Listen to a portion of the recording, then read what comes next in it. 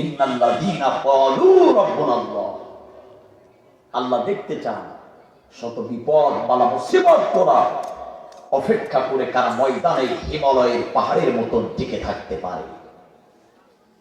বিজয় দেওয়ার মালিক আল্লাহ। কথা বলেন না কেন? বিজয় দেওয়ার মালিক কে?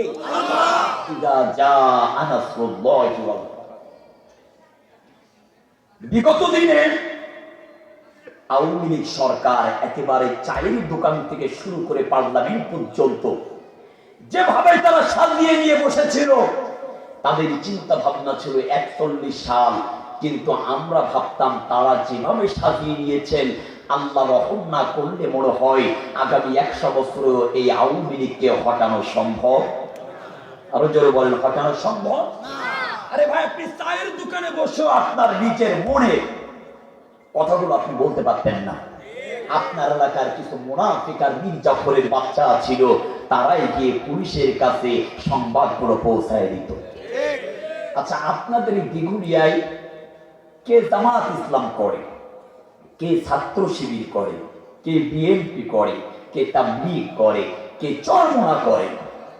এই যে দিঘুলিয়ার থানার পুলিশ, হয়তোবা কেউ সাতক্ষীরায় বাড়ি, কারো খাগড়াছড়ি, কারো বান্দরবান, কারো কক্সবাজার, কারো টাঙ্গাইল, কারো সিরাজগঞ্জে বাড়ি। কথা বলেন না কেন? আচ্ছা, এই দিঘুলিয়া থানার পুলিশ আপনি বিএনপি করেন কি, জামাত করেন কি, তাবলীগ করেন কি, ছাত্র শিবির করেন, তারা কি জানে? তারা কিন্তু জানে না। আপনার এলাকার কিছু মির্জাফর মার্কা মুনাফিকের বাচ্চারা রাতের আধারে আপনার নামের তালিকাটা পুলিশের কাছে দিয়ে আপনার বাড়ি পর্যন্ত ওই পুলিশগুলা দেখিয়ে দিয়েছে। কথা বলেন ঠিক না বেঠিক?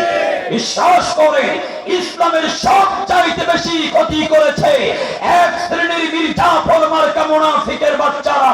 আপনার আমার সমাজের মধ্যে যারা মুনাফিকের মির্জাফর রয়েছে, এদের টার্গেট করেন, চিহ্নিত করে জুতা পিটে করে এলাকা সমস্যা করার দরকার আছে না? নাই?